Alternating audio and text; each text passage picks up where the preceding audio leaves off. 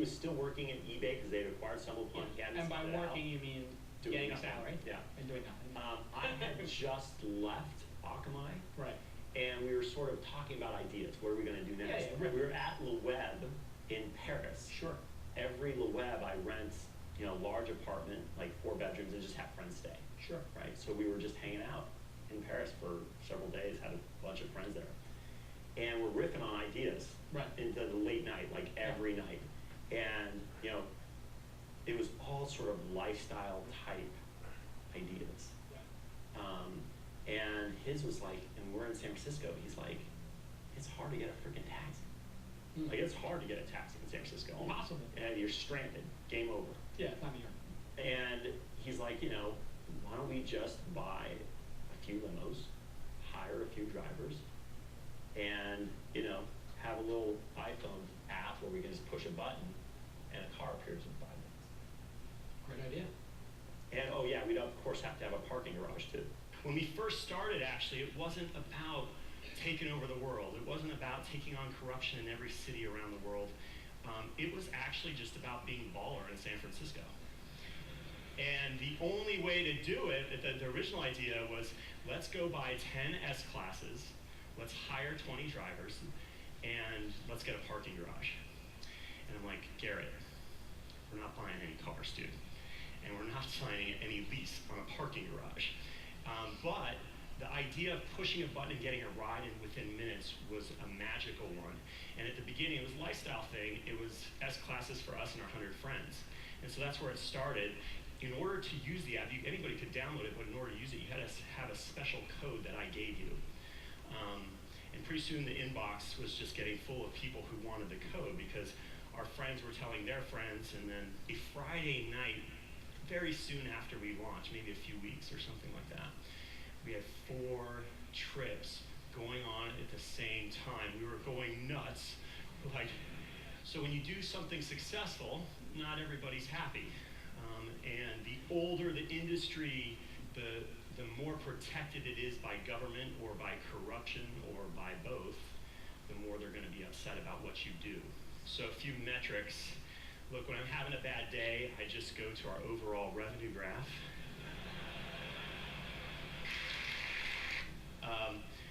When we first launched, first of all, a lot of people go, wow, it's successful, it's so obvious. I call it the hand to, the palm to forehead moment when they learn about Uber. They're like, I had this idea, or I should have had this idea. When we first launched, guys, it wasn't easy getting our angel round. People thought we were crazy. Limos in San Francisco, what? But it took off, like I said, and so one of the interesting things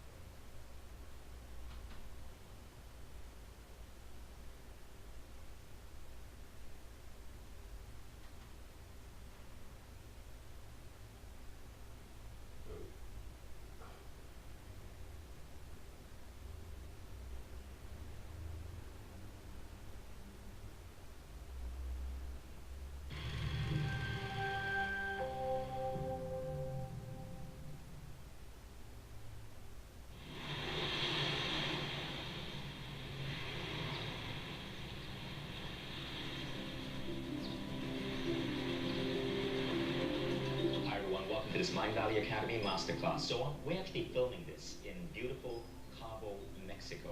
And I'm here at an event called the Transformational Leadership Council. The TLC, for short, is an event that brings together many of the world's top speakers and healers and authors and business coaches. These are guys whose books you see in bookstores all around the world. Now, 1 year ago, at this very same event, I was sitting in the audience and I saw this man. His name was Eric Edmonds, and he's our guest today. He was being honored with an award called the Distinguished Leadership Award. It was my first time hearing of Eric, so I was wondering, who is this guy? Why is he getting that award? And then, as he was presented his award, one by one, people were coming on stage, members of this elite group of writers and authors.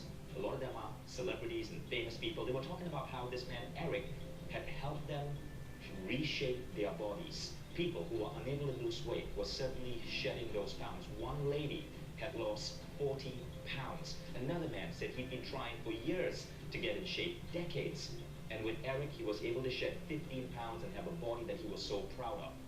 And then Eric, when he got on stage, he thanked everyone and he said he was going to run this particular weight loss approach once again for new members of the group. I was one of those new members, so I instantly signed up. Now that was January 2016. The program started on March 15, 2016. And I want to show you what happened to my body. So in a moment, I'm going to put up a really personal picture. But before I show you the picture, just a little bit of the backstory, right? So I had just turned 40 in 2016. And I made a promise to myself when I turned 40 that I was going to be in the best shape of my life. Well, I turned 40 and I completely failed. It was the stress of having a new book out, of running a growing company as a CEO, and having a 2-year-old daughter and an 8-year-old son, and juggling all of those different things, work, career, parenthood. And so I hit my 40th birthday with a dad bod. I wasn't proud of it, but I certainly wasn't, feeling okay about, say, taking off my shirt at the pool in public. So I had an okay body, 22% body fat, and this is what it looked like.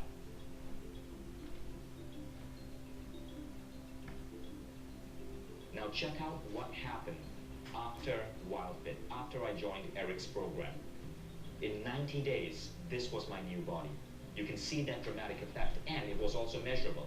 I went from 22% body fat to 15% body fat, which is perfect for a man.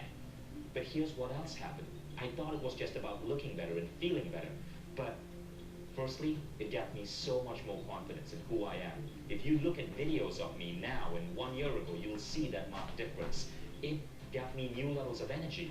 I could be a CEO of a company with over 100 employees and work 10 hours straight and never feel tired. I couldn't do that before. It helped me give up bad habits. I actually went for 2 months without a cup of coffee. Now, you know me, you cannot separate Vishen Lakhiani from this cup of coffee. And I went 2 months without it, and it was my choice. My alcohol consumption went down by 70%. You would not believe how much I saved from not buying as many bottles of French wine as I normally do. So all of these changes came together, and I gotta say, it was one of the most amazing things I did. And so after the program, I spoke to its creator, Eric Edmonds, and I said, dude, I have got to bring this to the Mind Valley audience.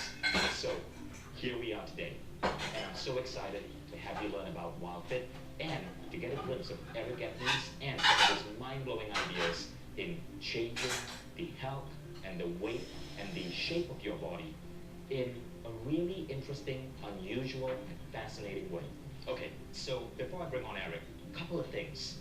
I don't know how you found this masterclass, but I know why you're probably here. You're probably here because perhaps you're one of the 100,000 plus people who were following me on Facebook and saw my transformation as I shared those photos. And you heard me speak about WildFit, or you heard about WildFit from one of your friends who took it and had an equally dramatic transformation.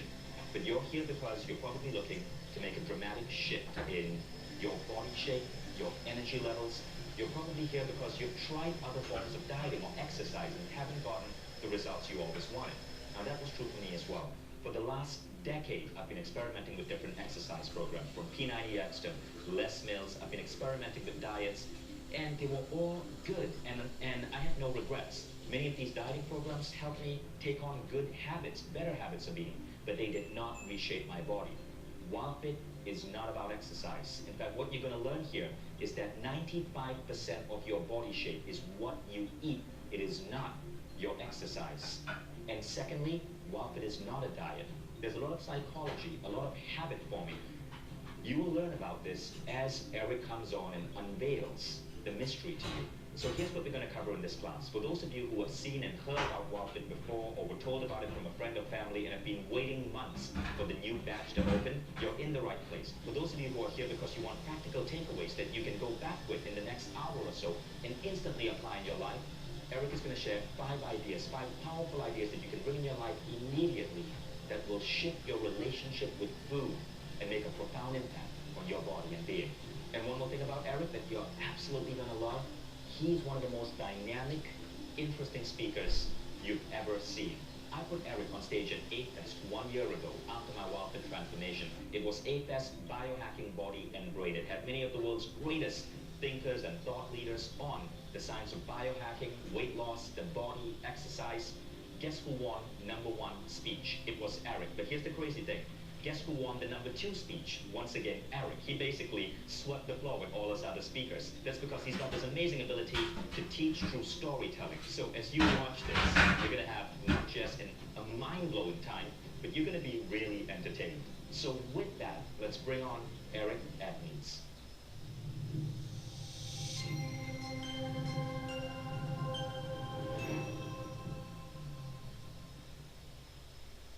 Eric, hi. Hello. Welcome to Masterclass. Thanks very much. Okay, so I've already told people what a phenomenal genius you are, how charismatic you are, how much you know. So basically, don't mess this up. Okay, I'll do what I can. So Eric, I'm sure the first thing people are wondering is the WildFit story. How did you discover WildFit? You know, it's a journey. It wasn't something, you know, these days people often look at it and go, wow, you just had this like, you know, sort of lucky overnight success or something, but it wasn't like that. When I was a kid, I was sick, like I was, and it's funny when you're sick like that, you don't know you're sick. You know, like I think I heard you using an example once in those decongestion commercials where people like, the fog lifted, only I didn't even know there was a fog. And that's what my life was like. I had really serious allergies, throat infections, debilitating stomach cramps. I couldn't breathe through my own sinuses for something like, I want to say, you know, 8 years or something like that. And I'd gone obviously to go visit with doctors and check out all kinds of, like, you know, take these pills, take these things, and frankly, nothing worked. I mean, look, when I say nothing worked, maybe that's not totally fair. Sometimes they'd give me some kind of like cortisone spray that I could shove up my sinuses, and then for an hour I'd be able to breathe. But I don't really call that working, you know? Right. That's just dealing with the symptoms. And then I got talking with a friend of mine one day after my doctor recommended surgery, and my friend said, look, you need to make some changes. You know, you've got to look at your food. What do you mean look at my food? He says, just consider this. And I made a couple of little changes. I mean, things that I look at now is not even particularly dramatic. I mean, maybe then I thought they're dramatic, but, and I made a couple of changes, and then over the next 30 days, I would drop about 35 pounds or 15 kilos. But that's not really the story, right? I mean, You lost 35 pounds in 30 days. Yeah. And it was like, I know that's a big deal, but in a weird way, it's not a big deal. Because it's not a big deal relative to breathing through your own sinuses for the first time in a decade. You know, I still now remember the morning I woke up, and I went, and my eyes watered in pain because air had not been into my sinus passages for so long that it hurt a little bit. It hurt in the nicest way. Like, the weight loss was great and all, but, you know, and my acne, like I had really terrible cystic acne, painful, like turning my neck hurt because I had all these cysts in my neck.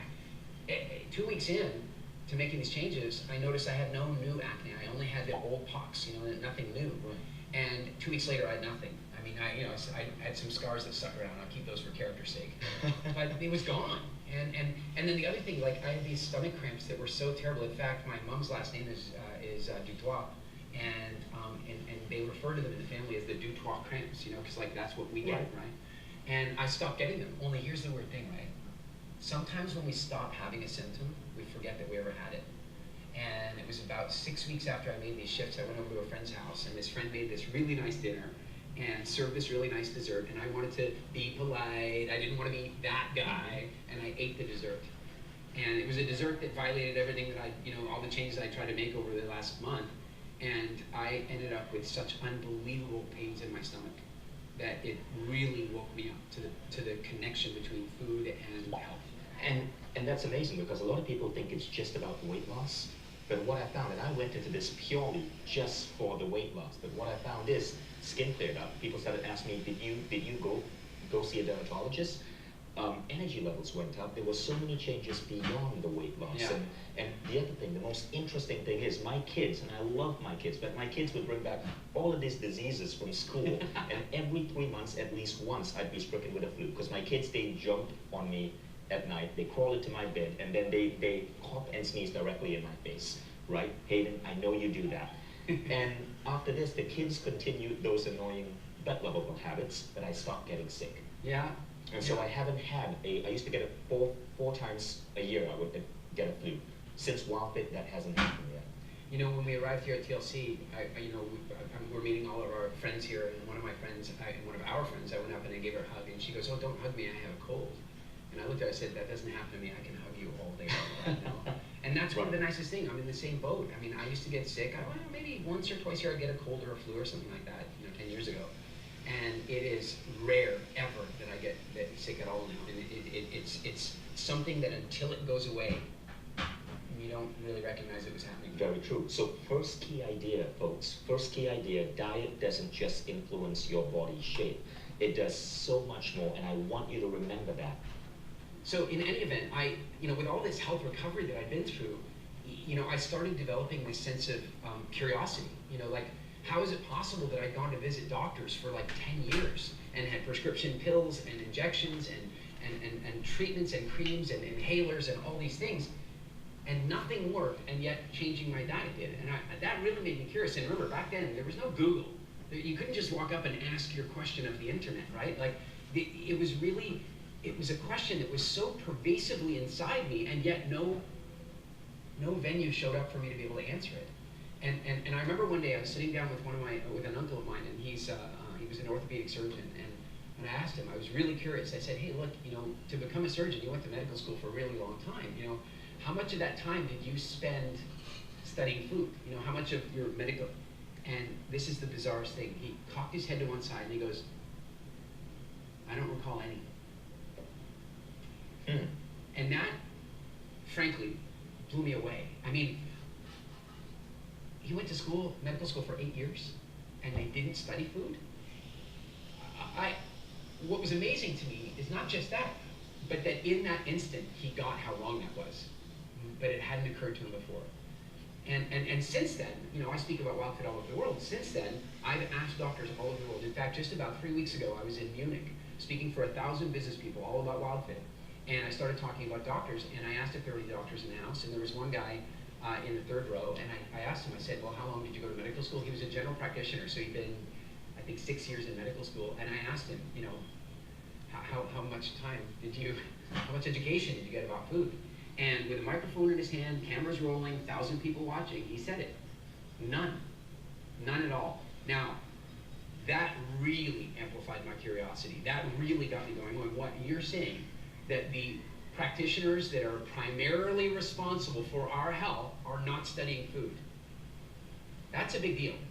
That's a really big deal. And right about at that time that I'm having that realization and I've got this real curiosity burning inside me, two really powerful things happen. One, that I find out that my great-grandfather was a famous zoologist and archaeologist that discovered the oldest Homo sapiens skull, Homo sapiens archaic skull in the history of Earth, a 259,000-year-old ancestor of us.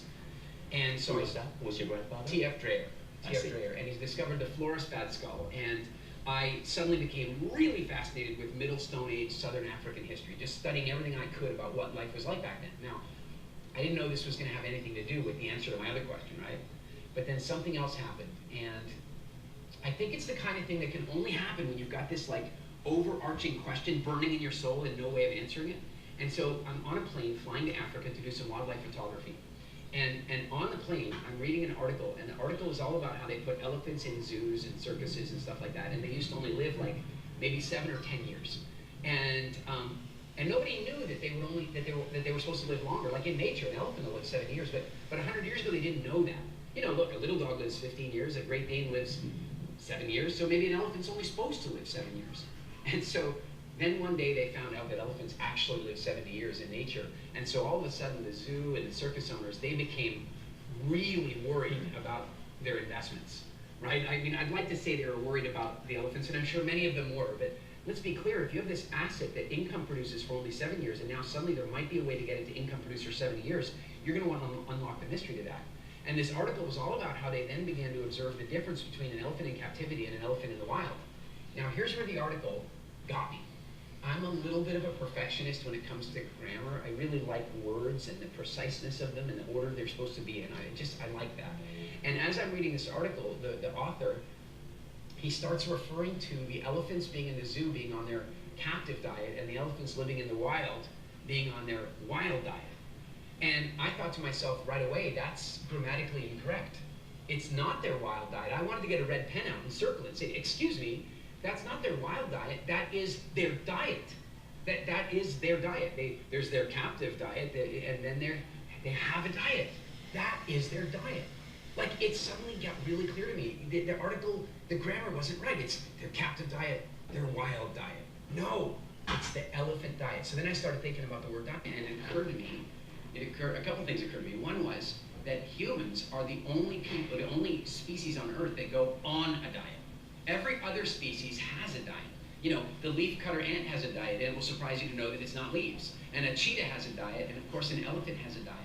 And that got me thinking a lot. And it got me thinking about what the word diet really meant. And it's funny because the original Greek and Latin translations, the original meaning of the word diet meant way of life. It did not mean temporary alteration to your eating pattern so you can fit into that bikini for the summer. I know not everybody wants to fit in a bikini, but you understand the point. So in making that observation, I suddenly started asking myself a different question, that is, well, if every species on Earth has a diet, don't we? And that's when my entire life changed. At that point, my life became a quest to find out what the truth was about us. And it became a quest of undoing what the food marketing industry has done to us around manipulating what we perceive to be our diet and the truth about what our diet is. And of course, you know, since then I've studied this intensely. And what I want to suggest is that there's a really cool observation to be made here, and that is that the species that we regard to be the most intelligent on Earth, right here, human beings, Homo sapiens, is also the species which suffers the most disease, suffers the most symptoms, suffers the most tragic, slow deaths. I mean, we are supposed to be the most intelligent species on Earth, and we suffer with more illness and sickness than any other species. Oh, by the way, we're followed very closely by our pets and by our zoo animals and the other animals that we influence, because of course, if we are feeding them, they're getting sick. And we are now on a captive diet, and that was really the I've never thought about that before, but that is eerily true. It is. So what happened next? Well, at this point, now that I had a starting point, because that's what it really gave me, that my question had been not answered, but it was like walking along and there being a big, you know, you feel like you're lost in the forest, and then suddenly you see like a blaze in the tree that you cut, and you go, oh my God, I'm on track again. And so at that point, I just started studying everything I could about anthropology and archaeology. I even enrolled in an archaeology program at the University of Bristol in England. And after 6 months of that, I found the pace of learning. I mean, I'm just not a university guy. I really wanted to take charge of my education in this area. And I went so far as to go live with Bushmen in Africa on a number of occasions. In fact, I'm going to do that again in like about 3 weeks. And I did all that for us to get a really clear view of the way it used to be, and to begin to notice that almost every health problem that we have these days comes up because our life is different than our instincts and our biology. Our current society, our current version of the human lifestyle is contrary to our instincts and our physiology. And if we can begin to correct some of those things, we can create massive health turnaround. So living with the Bushmen, tell me more about that. That was one of my, I mean, the first time was one of my absolute life highlights, and I've been blessed to be able to go back and do it a number of times. Generally also when I would go visit them, I visit with them for a day or two because they're nomadic and they're traveling everywhere. But the last time I went to go stay with them, I stayed for an entire week. I didn't even bring food with me. I brought water because I'm not an idiot, but I felt like the worst case scenario is I go with a week without food, I can handle that.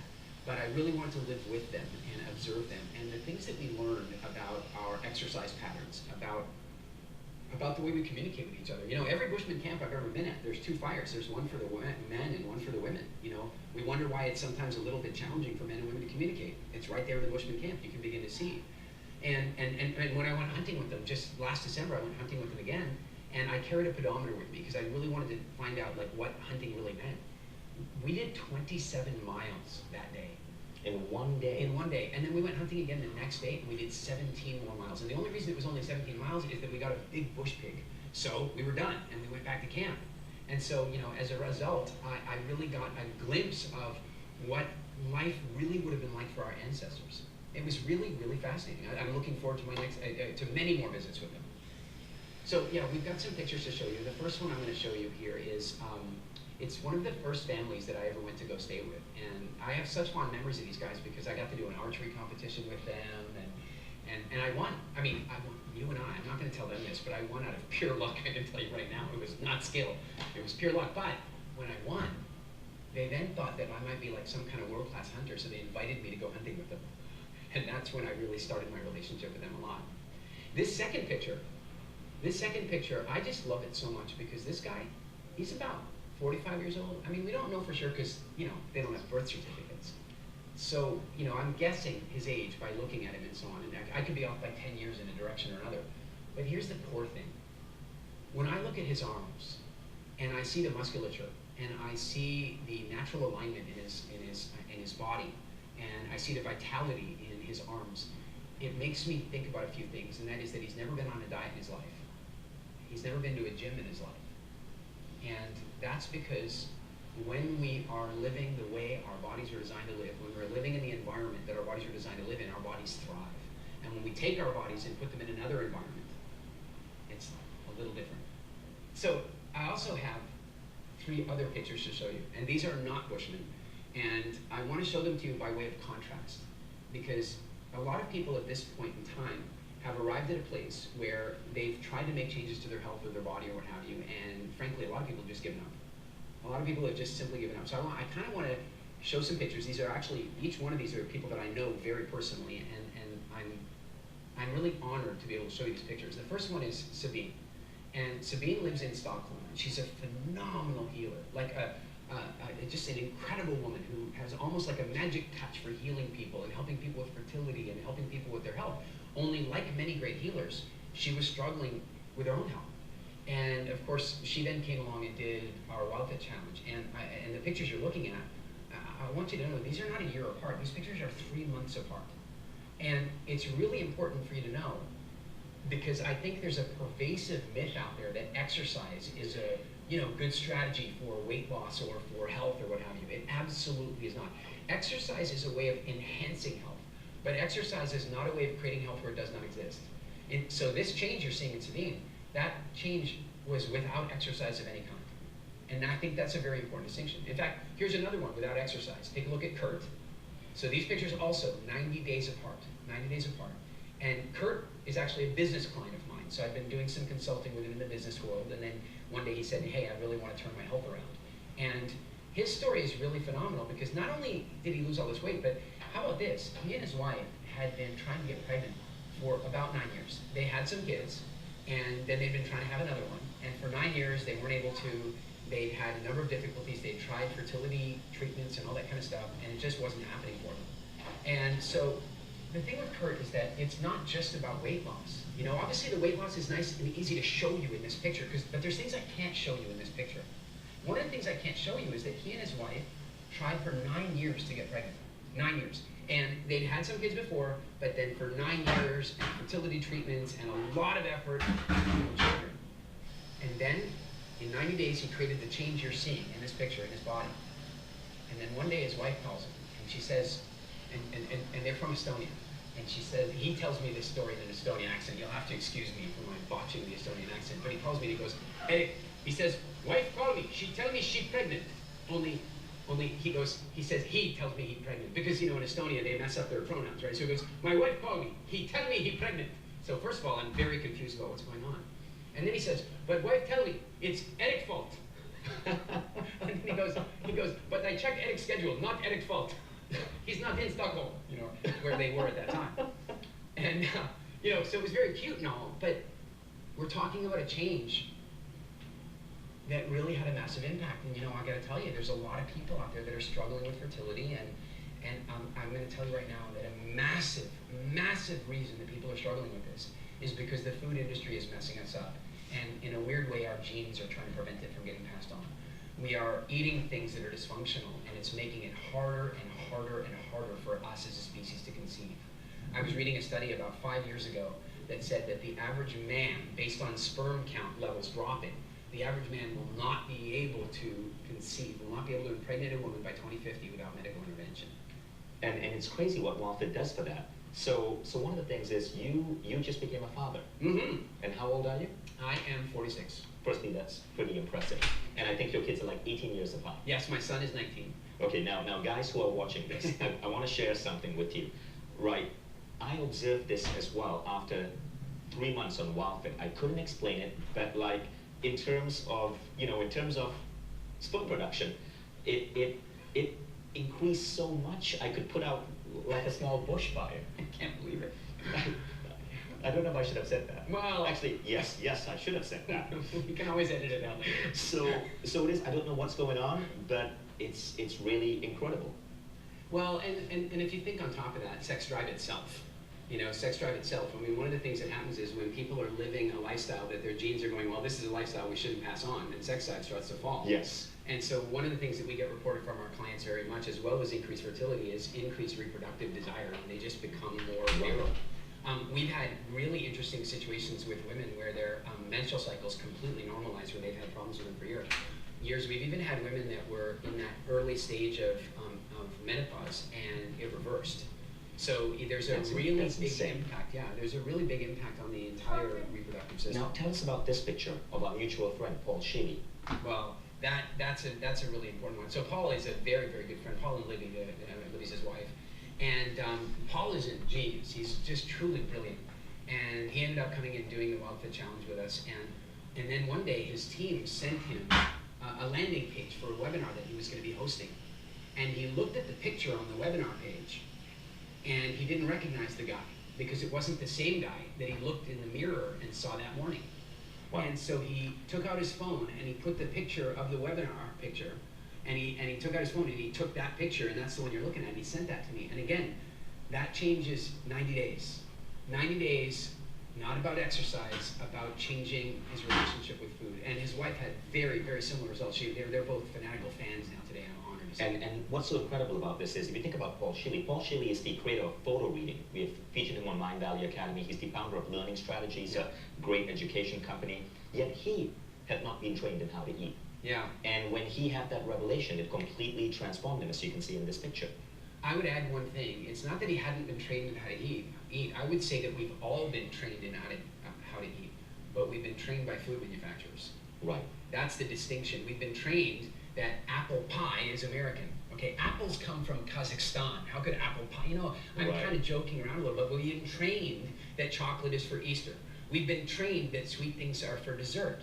We've been trained that we should have a balanced meal that has, all the different food groups represented. And frankly, that's a whole debate among the food manufacturers saying, what percentage of the plate should we get in our marketing campaign? And while the food manufacturers want you to buy their junk, what you'll also notice is that in America especially, there's this culture of late night infomercials on exercise. Now, exercise serves a great purpose. Yes. Exercise is wonderful, do it. But scientists are now saying that 95% of your body weight is because of what you eat. It's 5% influenced by exercise. That's right. All my shifts on WildFit, no exercise. Sabine, whom you mentioned, no exercise. Kurt, no exercise. I mean, we did regular stuff, like I didn't shift my exercise up or down in any way, but all my shifts came from what you eat.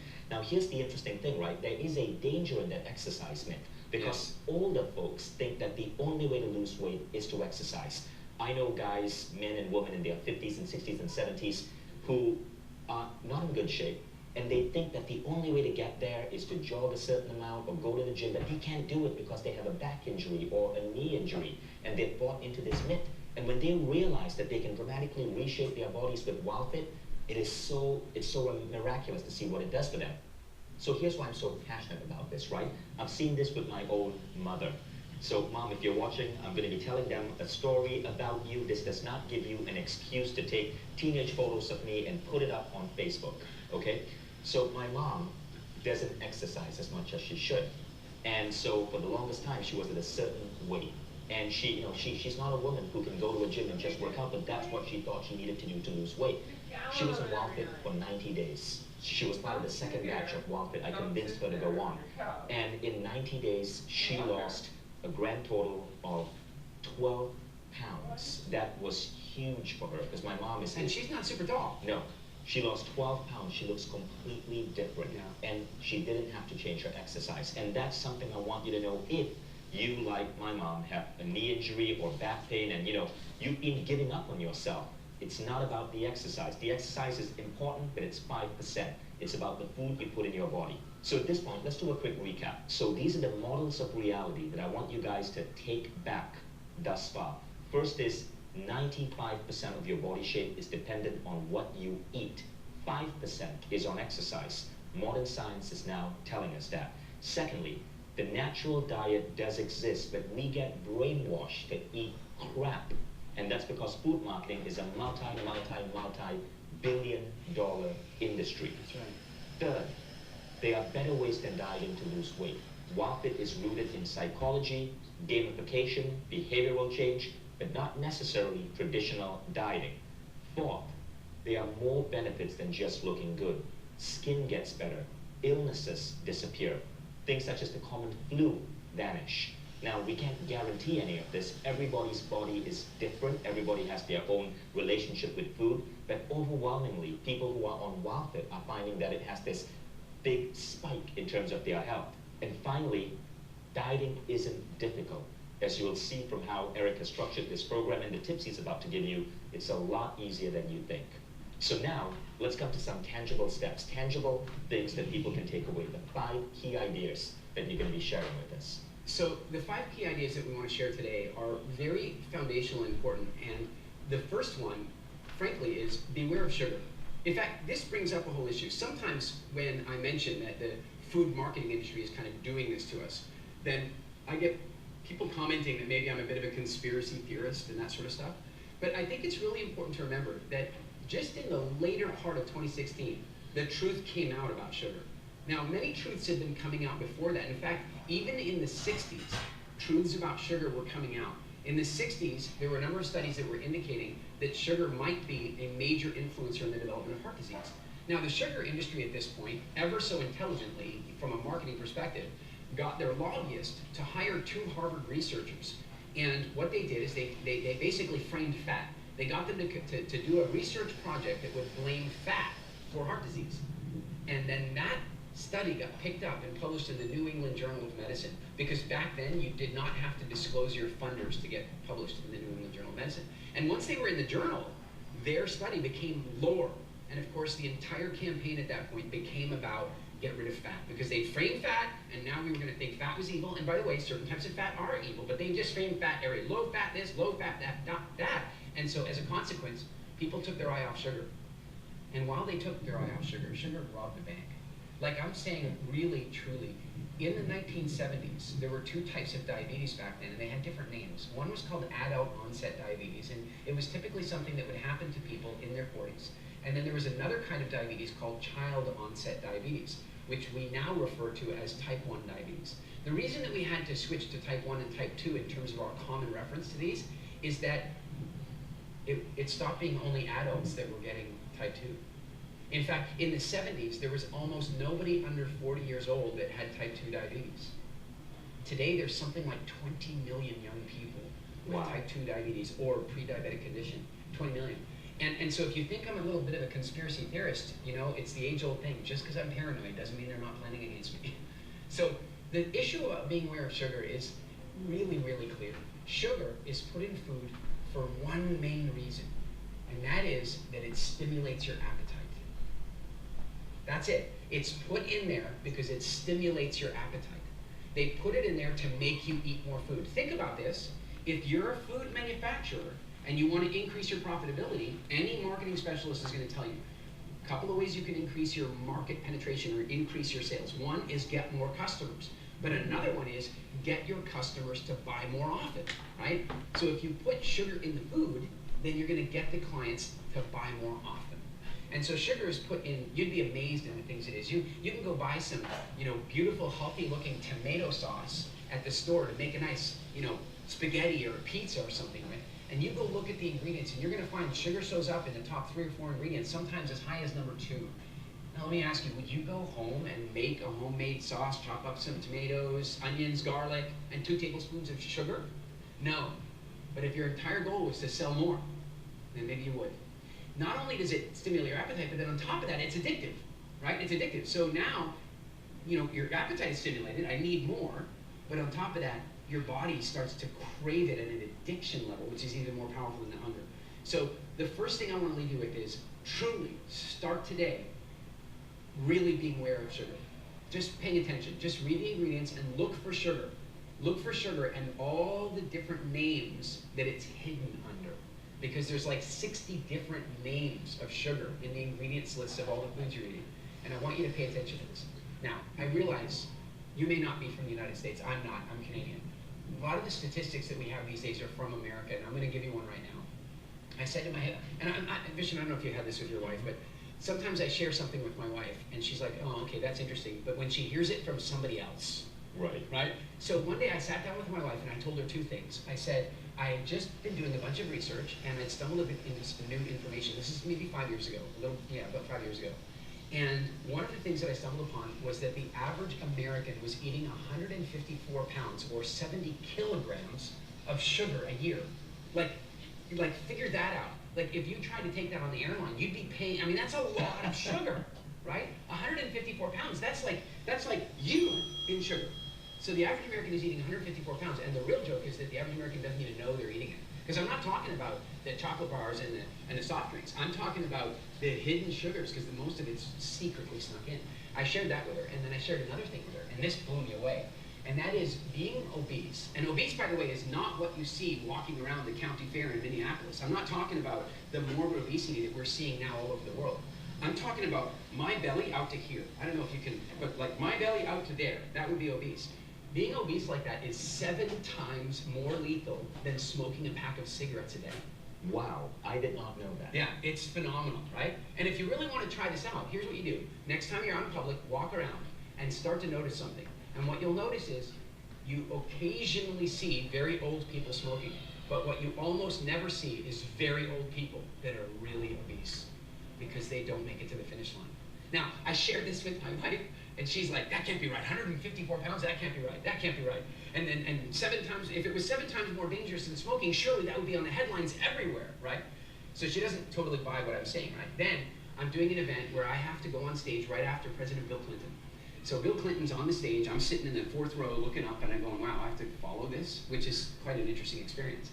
And somebody from the audience at the end asks him, what do you think the biggest threats to society are right now? And he says, he goes, well, right now I'm surprised you to know that the average American is eating 154 pounds of sugar a year. And when you combine that with the fact that obesity is 7 times more dangerous than smoking, we got a problem.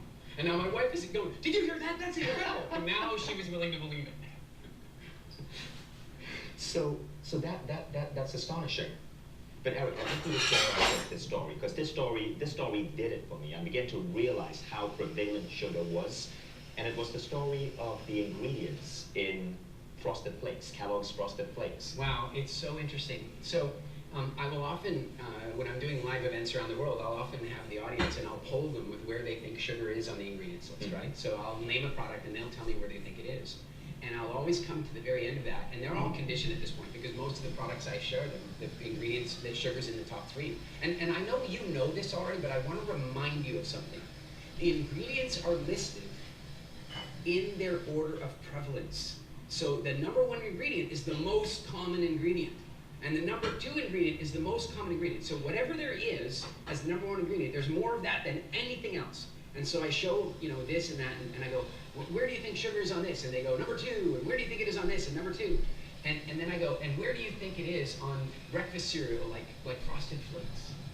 And they'll go, it's 2, and they're angry at this point. They're starting to get angry at the sugar industry. And I go, no, it's not. It's number 1. Sugar is the number 1 ingredient in some breakfast cereals, including Frosted Flakes. And that is why there are 20 million children facing various blood sugar-related issues like diabetes. That was a really important fact to me because I was buying my son Frosted Flakes. I've now completely stopped. I've educated my son on this. He was 8 years old.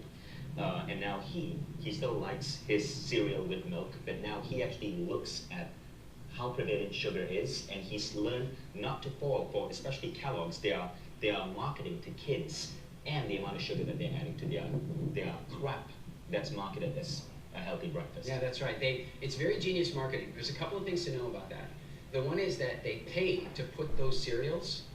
My first company was a logistics company. We sold barcode scanning systems Right.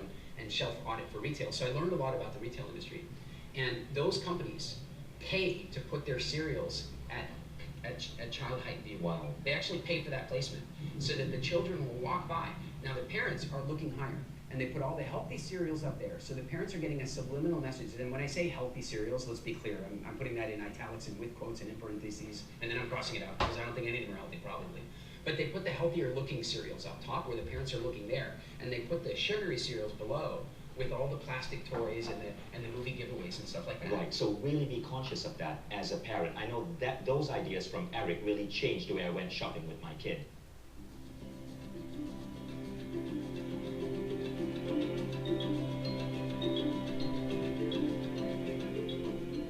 The second principle, or the kind of second really important message I have for you today is beware of chemicals. Now, this is an important distinction.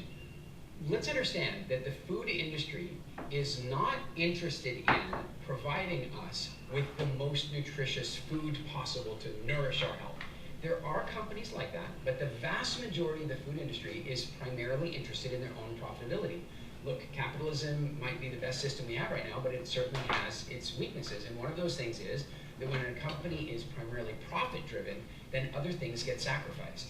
And so when a company chooses to put chemicals into a food, they're really only doing it to boost profitability, not to improve food quality. Now, that in itself isn't a problem. But what is a problem is what those chemicals are doing to us. Like, if you really think about it, your body has a requirement for certain things, right? You know, one of our principles, we've shared it, is you've got to get your nutritional needs met. That's an important thing. But then your body also has to get rid of the stuff that it doesn't know what to do with, right? So when you put garbage in, the body has to get that out somehow. You know, sometimes it pushes out through your skin. Sometimes it gives diarrhea. Sometimes it might, cause any number of ways that toxin is going to come out of your body at some stage. And these days, so many food manufacturers are using chemicals in our food in order to get the food to taste different, in order to get the food to last longer, in order to get the food to look different. And so we want to avoid chemicals in our food. And also, I want to be clear that they hide them. They hide them. Like, okay, maybe you're already at the point, like many people, where if it says artificial flavorings, you're like, well, I'm just not doing that. Because let me describe what that means. Artificial flavoring means that a food manufacturer disappeared into some company, most of them are in the eastern United States that I know of, and they don't want you to know their name. They're in big buildings with no sign, and you go in and they walk into a white room, and then they say, what would you like to smell next?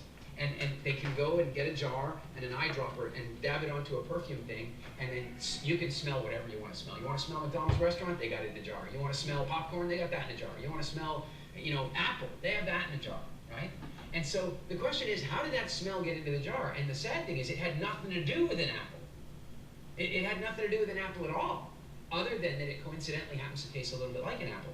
But that means, in the meantime, that you're ingesting a bunch of chemicals that obviously, look, we can agree about this minimally, that there's no nutritional value in that chemical, in that chemical composition. But isn't it also likely that it's bad for our bodies to be putting that in? That at a minimum, our body has to expend a bunch of energy to get it out, and at a maximum, maybe it's disruptive in some way. So artificial flavoring, okay, we can move past that, right? But here's the thing. If it says natural flavoring on it, what should you do? It's natural flavoring, right? Except for one problem. We are so affected by food lobbying at this stage. We are so affected the labeling regulations and the way ingredients are displayed and all that stuff is impacted by the food industry. They help decide the very rules that govern them. And so when it says natural flavoring, what it means is all the other chemical crap that we used to simulate the apple flavor before, and a tiny little bit of something that came out of an apple, and now it satisfies the standard for for natural flavoring. Do you understand? What it means is that it's still artificial flavoring, it's still fake, it's still some chemical compound that's designed to trick your nervous system into thinking that you ate an apple. And so we want to avoid chemicals.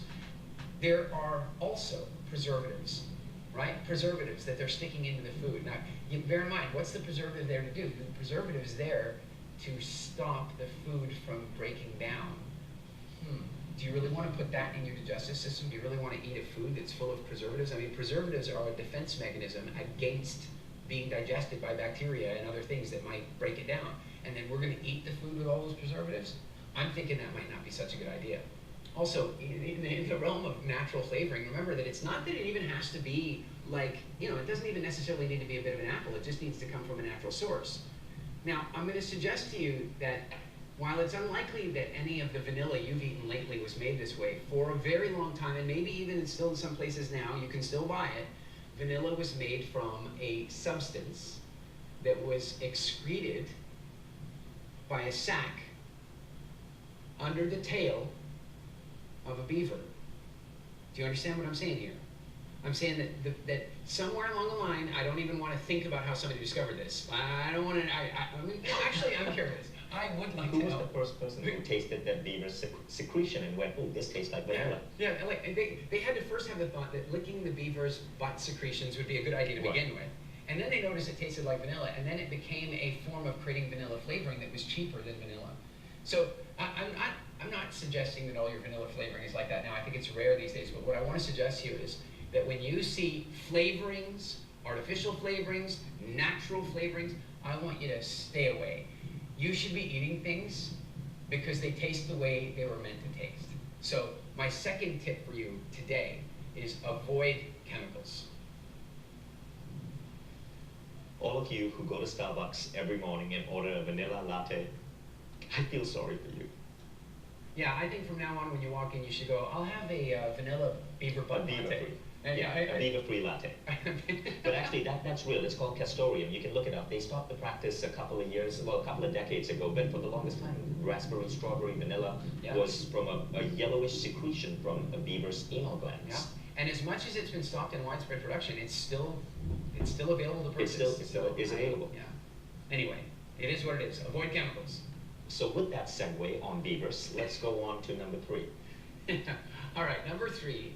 Number 3 is a very important thing, and this is something that we've been talking about for a long time, and I think you're going to start to see this popping up because the more work we've done in this area, the more people are starting to talk this way. I want you to hear this.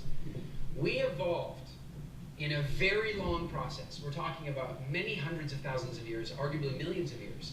And during those years that we evolved, we were subjected to seasons over which we had no control. What that meant was that at certain times of year, certain foods were available, and at other times of year, other foods were available, and then yet at other times of year, other foods were available. So what we need to recognize is a couple of things. One is we evolved to eat in seasons. So let me give you an example of what this means. It means that the concept of a recommended daily allowance, or in the US what you're commonly referred to as the RDA, right? And many countries have this idea of a recommended daily allowance of certain nutrients that you're supposed to have. The concept of an RDA is complete rubbish. It is total and complete rubbish. Nature would never have provided this one day where, look, it's all right there. Everything you need is just available that one day. That's not how it worked. At one time of year, this was available. At another time of year, this was available. In fact, there are certain things that our body can hold on to for months after having a lot of it in one season. And so it's actually quite important that our bodies go through these seasons. Even people who are now, doing like green juices and stuff and green smoothies and stuff like that, one of the things that we're really clear about is that you should not have the exact same ingredients in your smoothie through the whole year. You should be cycling the plants through there so that you're having a more seasonal experience of your food. So that's the first thing about seasonality, is that you're supposed to be getting a spread of nutrients over the course of an annual seasonal rotation. So that means that there's a season where maybe you're getting a lot more protein, and a season where you're getting a lot more sugar, and a season where you're getting a lot more fat. So by living in those seasons, you're giving your body the very thing that it evolved for, and that's going to allow you to have a more optimal health experience. But then the other thing about this that's really fascinating, and this is really important, it flies in the face of everything that's been taught to us about diet for the last 50 years. Your weight and your experience of energy has basically nothing to do with calorie counting. It has nothing to do with that. That's not how it works. You don't eat fat to get fat. You don't eat fat to get fat. It does not work that way. You don't eat excessive numbers of calories in order to get fat. You don't cut all the calories out in order to lose weight. It doesn't work that way. You see, each of the seasons communicates a message to the body. So when we start eating a certain type of food, I mean, think about it like this. Chipmunks and squirrels, right? What do?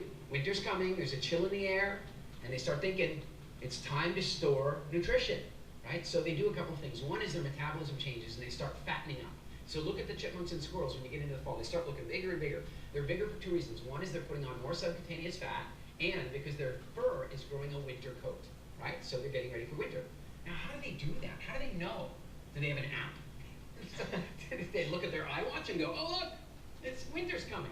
Or are they watching Game of Thrones? Winter's coming? No. They get it because as they start eating different things and as the conditions around them change, their body, their instincts kick in and start preparing for winter. We're the same way.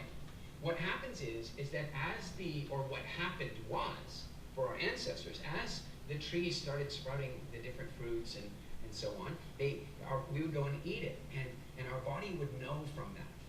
Our pancreas would kick in and start producing all kinds of insulin. It would stop producing glucagon, because our pancreas can't do both at the same time, apparently. And at that moment, the body would go, oh, winter's coming.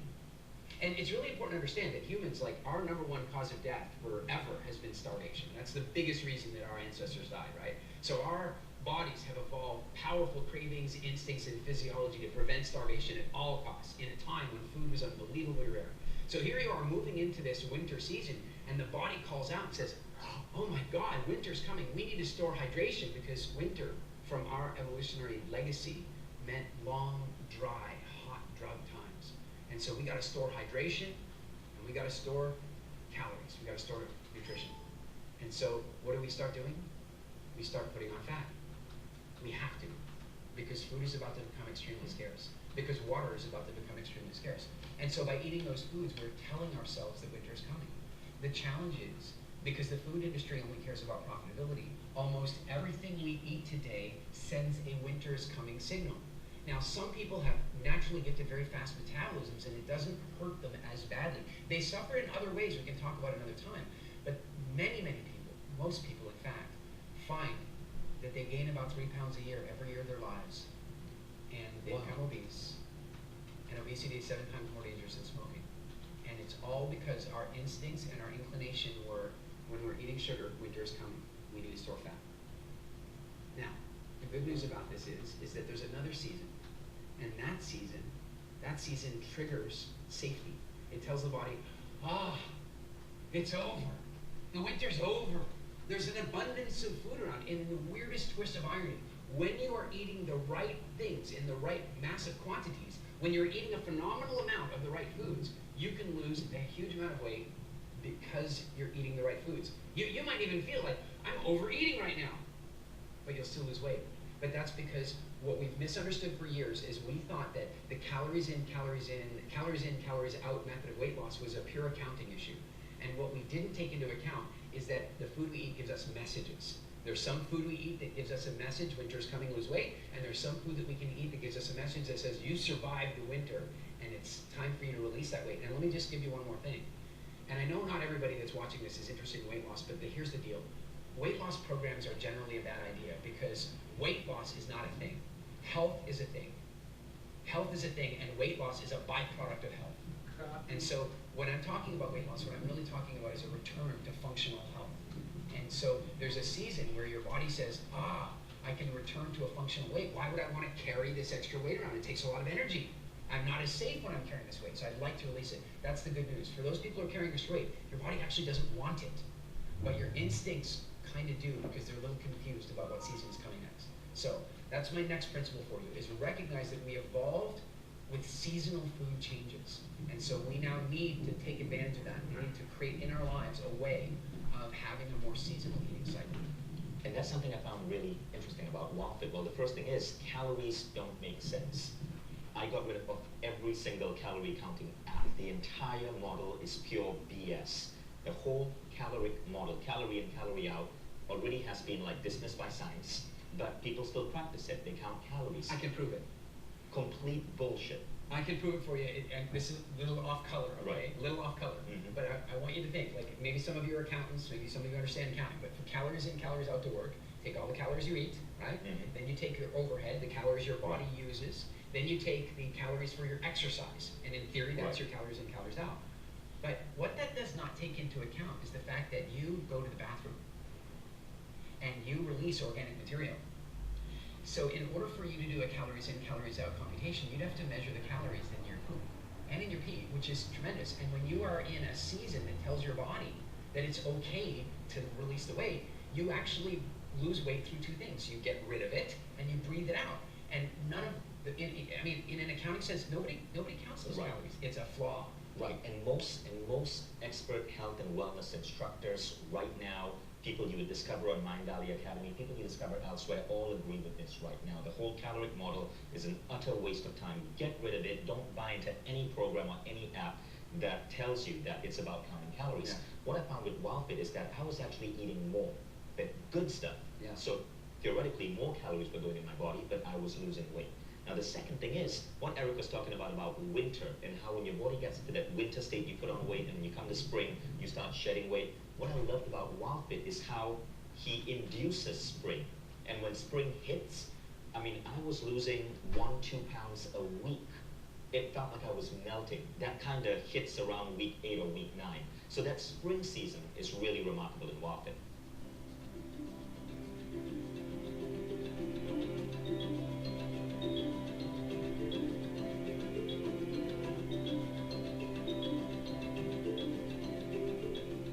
The fourth key principle I want to share with you is, I think, so obvious, but I want to share it anyway.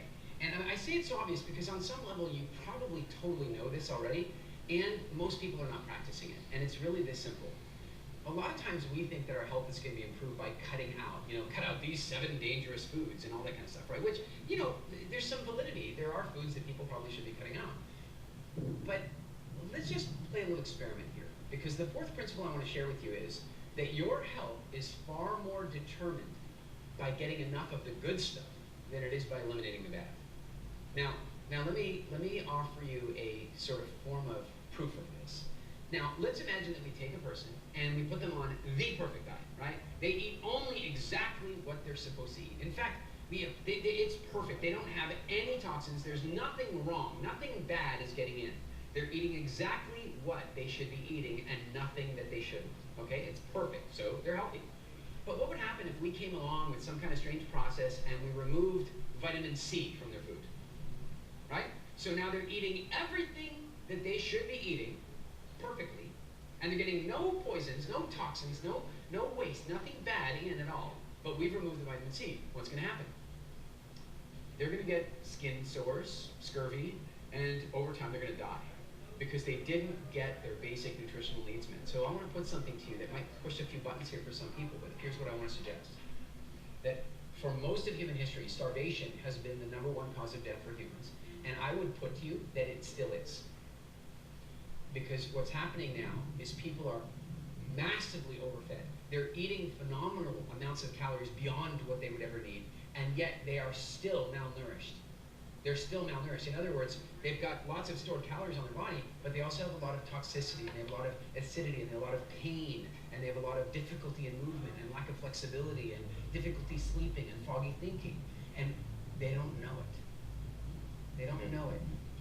And it's not because they're starving, because on a visual basis, they're clearly not starving. They're clearly many times overweight, and yet they are actually starving, which is why many of those people will very much struggle ever to try to lose any weight, because the minute they try to calorie restrict, the minute they try to eat less food, their body's going to go, what the hell are you thinking? I'm already starving here. Starving of nutrients, not calories. And so my principle, my fourth principle for you for today, is you must get enough of the good stuff even before you consider getting rid of the bad stuff.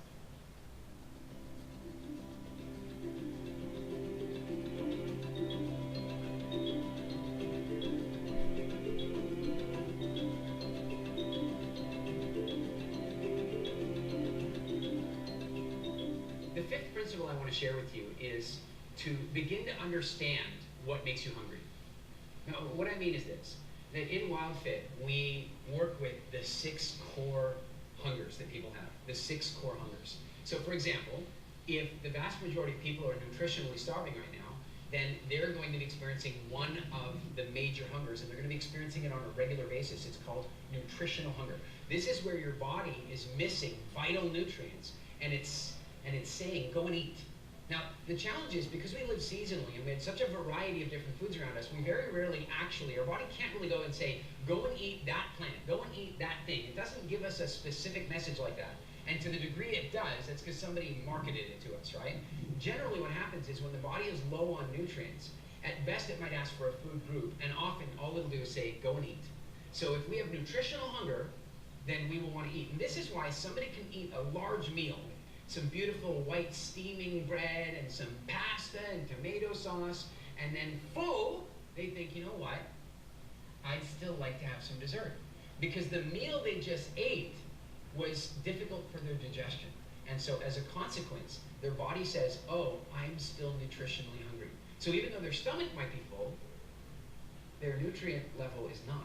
And so their body sends out this message, says, you better keep eating or you're going to starve. You better keep eating or you're going to starve. So again, going back to the fourth principle, one of the most important issues is getting enough of the good stuff so that you can mute nutritional hunger. Because you can imagine, it's a lot harder to walk past a food that you wish you could walk past if you have nutritional hunger in your core of your being. And so getting enough of the good stuff can help address nutritional hunger. This is a very key principle. Now, the other hungers, they're the same. If we learn these hungers and then figure out how to neutralize them, we change everything. Like, here's a funny one, thirst. Thirst is actually a hunger, but I'm not talking about thirst for liquids. What I mean is that when your body has a thirst for liquids, here's what's really going on. You see, for most of our history, we didn't have pottery. We didn't have, bottles, right? We didn't have a faucet we could just turn on. Water was a rarity. We had to go find it. And so a lot of the water that we ingested came from water-based foods, fruits and vegetables and plants that we ate. So what that meant was when we began to feel a little dehydrated, our body would say, eat something. You need some water, right? Eat something. You need some water. Go and eat something. You need some water. And so thirst gets communicated as a hunger. The problem today is that somebody is a little thirsty, so what do? They go buy a bag of potato chips, right? And then they eat that, which causes their body to want more fluids because of the salt, so they drink that. But the weird thing is most of them are using something like Coke or what have you, no nutritional benefit in the chips or in the soft drink, and so then their body is still nutritionally hungry, and guess what? They want another chip. Bet you can't just have one, right? That's how it works. So thirst, how do you mitigate that? Well, you stay hydrated, and if you stay hydrated, then that hunger can't act upon you. So this was a really key idea for me when Eric explained the concept of thirst as the hunger. So every 5 p.m. before WildFit, every 5 p.m. in my office, I would snack. And I would have one of those energy bars or, and I thought that was healthy. I thought that was okay. But what I realized was I wasn't hungry, I was thirsty. Now I just replace that with a cup of tea, no calories, or water, and it goes away. Now that was one of the key things I got from you through WildFit that really helped me change my behavior that was not conducive to my health. Yeah, that's a big one. Let's go on to the third hunger. The third hunger is really fascinating, and it's called variety. And how it manifests today, you can watch it happening today. You're out with a bunch of friends, and they go, hey, what do you want to do for dinner? And somebody goes, hey, let's go for sushi. And the other one's go, I had sushi yesterday, right? That's because at our core, we actually desire nutritional variety, and that's to make sure that we meet our very big spectrum of nutritional requirements. If you take it back into nature, it would kind of work like this. Certain foods would have just been plentiful around at times, like certain plant foods would have just been absolutely plentiful, just there. And so we maybe could get lazy, right? We get lazy, and for those people who are meat eaters, for example, well, if there's a ton of fruit and vegetable on the ground, maybe you don't. Why would you go risk your life hunting if there's food everywhere? But then what happens is after eating that one food for so long, eventually the body goes, I need a little variety. And that variety motivates us to go and seek out other foods. Of course, the challenge we have today is there is an abundance of variety around us all the time. Where variety might have been something that we worked on a monthly basis, where we might be eating a one sort of basic meal or one sort of spread of foods over the space of weeks or months as the seasons are changing, then it would change to another season. But now it's like I'll have variety each meal, right? I'll have variety each meal. And incidentally, that causes a different kind of stress, and that is that your body has to become, it has to deal with digesting completely different types of foods every single time you put them in, which has a really interesting impact on your gut biome. So making sure that you understand that you have a craving for variety, and one of the ways you can handle this is by learning how to prepare healthy foods in a variety of different ways. Because in a weird way, bok choy, for example, I love bok choy. So you have bok choy, but there's about 5 different ways that you could have bok choy, and then you can create some variety with healthy foods instead of leaning on junk foods for your variety. The next hunger is one that really causes issues for a lot of people, and it's called low blood sugar hunger. Basically, it's that feeling you get when your blood sugar drops to a point that your body's not happy. What you have to remember is your brain only has one type of fuel. There's only one thing that your brain needs, and that's glucose, right? That's the only thing. And when your blood sugar starts to drop down, the brain starts to go into a panic, and it's like, whoa, wait a minute, the sugar sources are low, and that could end up being a really serious problem, i.e. starvation, right? And so when we get low blood sugar, we can feel energy dips, and also our cravings can be amplified. One of the things we often say in Wildfood is the hungrier you let yourself get, the more flexible you will become about your food rules, right? And you know how it is, people go, I'm not eating that anymore, and I'm not eating that anymore, but then something happens and they get hungry enough where they make an exception, right? Well, one of the things that will often drive that is low blood sugar hunger. And so a key principle in helping somebody overcome this is to show them how to switch their metabolism to be primarily fat burning rather than sugar burning. Sugar burning is a metabolism system that was designed for stressful circumstances, for emergency response. And the challenge is that in our lives today, we're dealing with stress so often. Stress in the old days was different. You walk around the corner, you see a lion. It's very stressful, right? But then you walk away, the lion's done. The stress is gone, right? The lion's gone, the stress is gone. You're not on a therapy couch for the next 7 years talking about how that lion is still stressing you out, right? Our lives are very different now today. And so because of that, we are very often in this sugar burning mode. And so as a consequence, when we don't eat any dietary sugar, our blood sugar crashes, we feel horrible, our food rules become more, flexible, and many of us will find that we end up grumpy and nasty and that kind of stuff, mood swings. So it's really important to begin to work toward a more fat-burning metabolism so that low blood sugar isn't a challenge for you. The next one I want to share with you is maybe the most important of them all, and that is emotional hunger. A huge amount of the food decisions that people make are really a desire to change the way they feel, not a desire specifically for food.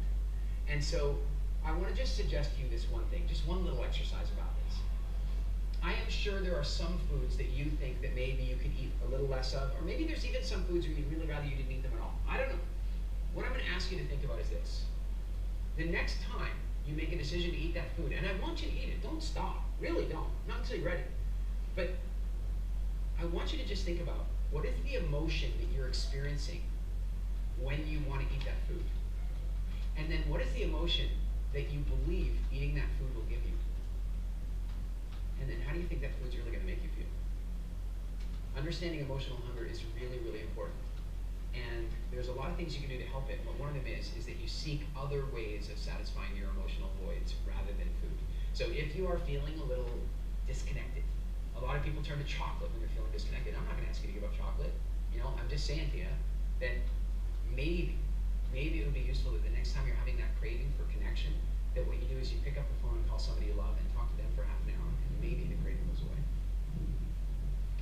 And that leads us into the sixth of the human hungers, and that is empty stomach hunger. And this is an illusion. It's actually not a genuine hunger. What it is your stomach being empty is a feeling. It's not a form of hunger, it's a feeling. Your body knows that your stomach is empty. It is entirely possible for somebody who is extremely, nutrient rich, that eats a very balanced diet, to have a completely empty stomach and not feel hunger, right?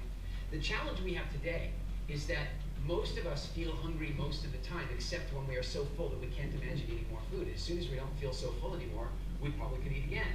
And so the challenge for us is that our stomachs, when they're empty, got anchored to hunger. In other words, because our stomachs were empty while we felt hunger, then we started to link this up that, oh, my stomach is empty, therefore I'm hungry.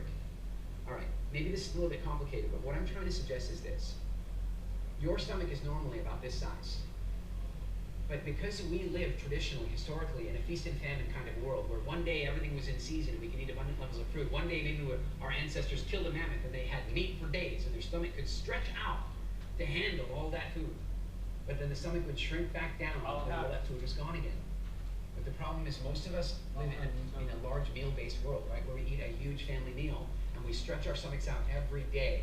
And so now we have this empty stomach feeling, magnified by an artificially large stomach and amplified by our other hungers. And so there's some really important things that we can do. And that one is really simple. Notice the difference between your stomach being hungry, your stomach being empty, and you being hungry, because it's not the same thing.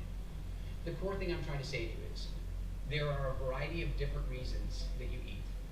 And the more in touch and conscious you can become about those reasons, the more conscious you can become about your decisions.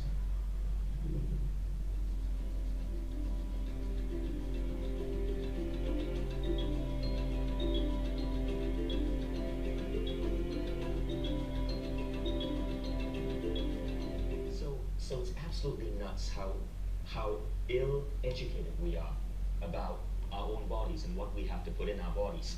But the thing is, once you grasp it, it's really easy. So check out this story. This is Garrett Davies. So Garrett is one of the guys who runs the technology division of Mindvalley, and he's a giant of a man. He's from Scotland, and he's about 6'5", and I don't even want to know how much he weighs, because he's probably like twice my body size. But Garrett is in his mid-30s, and he's a father, he has a son. But what's interesting is, he had tried throughout his life to just be normal size, and he just gave up. He just accepted the fact that he had to have clothes specially made for him. Now look at what happened on WildFit. Just check out these pictures. Garrett was so influenced by WildFit, he lost so much weight that he said he can now go to a regular store. He was so proud of the fact that he could go to Uniqlo and Zara and buy normal people clothes, still large, but normal people clothes. Now, he lost a grand total of 20 to 22 kilograms. I forget the exact number, but that's about 45, 50 pounds. Yeah. 45, 50 pounds. Now, think about what that does for a man. And it happened in 90 days. So you live your entire life, 35 years, struggling with the ill education you got in terms of nutrition and food. And even I experienced that. So I want to show you my story. So I'm going to show you guys something really interesting. Now I'm going to take off my belt here. Don't worry, I'm not putting out any bushfires. But check this out. Cameraman, can you zoom into this? So this is my belt. It's a Hugo Boss belt. I love this belt. For the longest time, this belt had 5 holes. Now on WildFit, I had to actually make that additional hole. You can see it's not even properly centered. Then I had to make this hole because I continued losing weight. Then I had to make this hole. Now it's been, I started WildFit about 10 months ago. It's now been 10 months. I still use this hole. So that's how much weight I've lost just around my waist. And the other thing is, those of you who've known me for a couple of years notice that I now wear these really cool Uniqlo t-shirts. I could never wear a t-shirt like this before because, you know, you could kind of see my gut. And the other reason I'm wearing these t-shirts is because, look, I can't fit in all of my old shirts. I haven't had time to go shopping for shirts. I made a mistake. After the first 10 weeks or so of WildFit, I'd lost enough weight where I took my shirts to a store to have them altered. Now, I didn't get them altered to fit me perfectly because I thought, for sure, I'm going to put on at least 1 kilogram back. So I have them a little bit loose in preparation for that 1 kilogram. Now, here's the crazy thing. That 1 kilogram never came back. So I had to take those same shirts, spend even more money, get them altered a second time. So anyway, screw you for my shirts. I am utterly lacking in clothes right now that fit me decently. I feel I have to reshop for my entire closet. Now this was one of the most interesting things. I had a pair of pants, which is one of my favorite pair of pants. I've had that pants since 2005. I get really attached to my clothes. So I had the same pair of pants since 2005. For the first time in 2016, I had to have the pants altered to fit me. So it's crazy what this has done for my body. And anyway, my wife can't thank you enough. Now, here's what we love about the WildFit approach. But first, let me get my belt out of the table because it feels like we're playing strip poker. So, what I love about Eric's approach is this. Number one, it's based on community. Guys, you don't start this on your own. When you start WildFit, you're in a community. On our Quest app, which is what powers the Mindvalley WildFit program, there's a community of people directly in touch. And the community from our last batch is still active, and it's incredible to see how people are sharing stories, sharing videos. Garrett, my technology leader, whom I told you about, he was so inspired by WildFit, he started producing videos on YouTube on how to make healthy foods to replace, common foods we love that are traditionally unhealthy. So his last video was on his own recipe for healthy mayo. So it's amazing how people are being inspired and people are holding each other accountable. The community is so tight, and it's so amazing to see how people are as a community going through this transformation. Number two, most programs, and even if you watch shows like The Biggest Loser, people pile that weight back on. It is so ineffective. What makes WildFit effective is that your brain, your behaviors are being rewired. So I never liked veggies. Now I cannot consume enough veggies. I just freaking love veggies. I used to love dessert. Now I would eat a little bit of dessert, but now there is zero craving for dessert. I am a Starbucks guy. I started Mindvalley in a Starbucks, and you know what? When I am in a Starbucks, I would order a venti mocha or venti cappuccino filled with milk, filled with sugar. Now the only way I take my coffee is black. And I enjoy it. I don't even miss those other forms of coffee. In fact, if they leave a foul taste in my mouth, it's amazing how your taste buds get adapted to certain types of food. But you can switch this, and it takes 3 days. For me to go from like unhealthy coffee to healthy coffee, it took 3 days. It was painful for those first 3 days, but now I wouldn't have it any other way, and I've cut back maybe 100, 200 calories a day from my diet because I take that much coffee.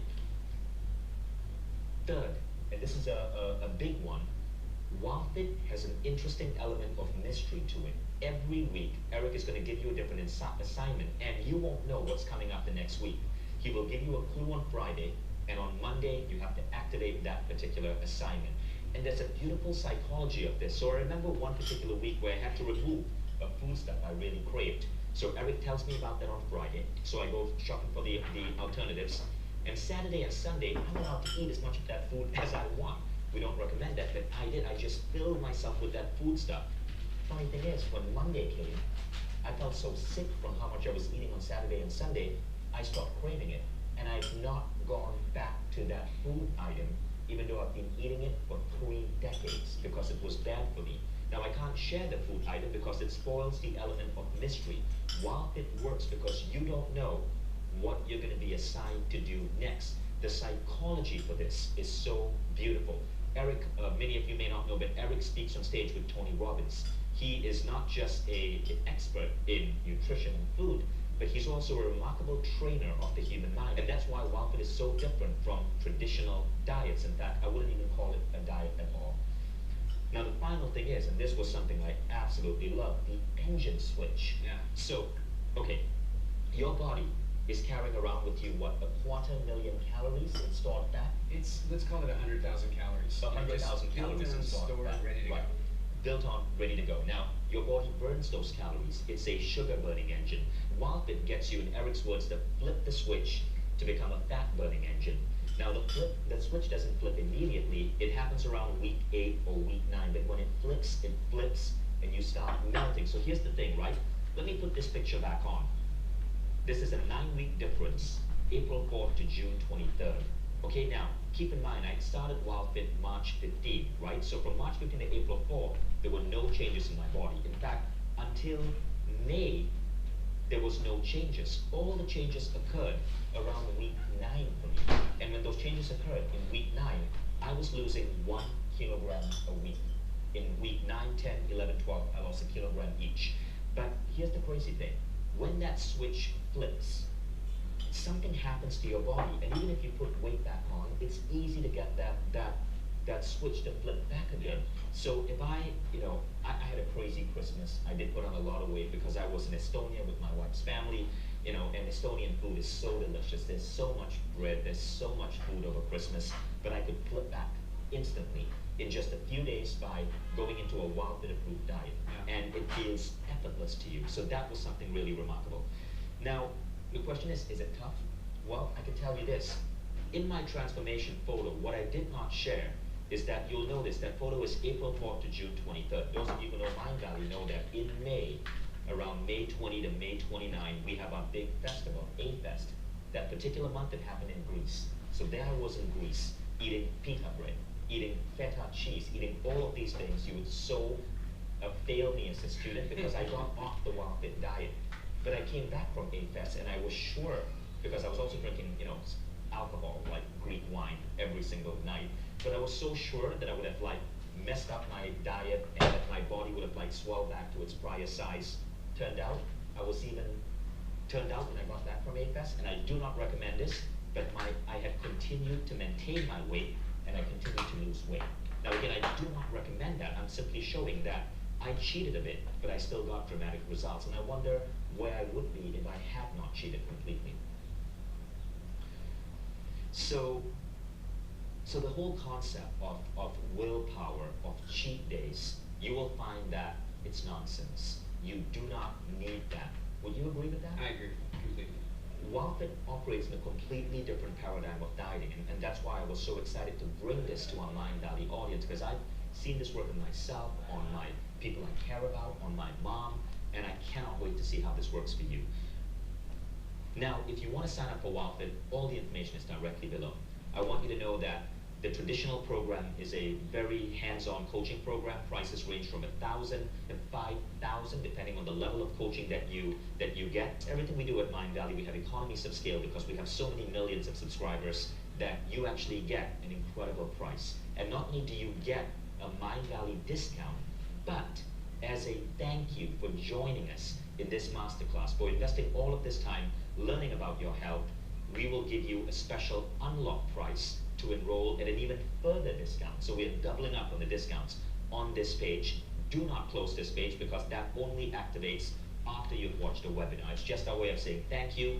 You spent all of this time with us. We want to reward you as a ardent learner. So scroll down below to see all the information about WildFit and how you can enroll. You'll see the starting date for when the WildFit Quest begins. This is when everyone is going to get into the Quest.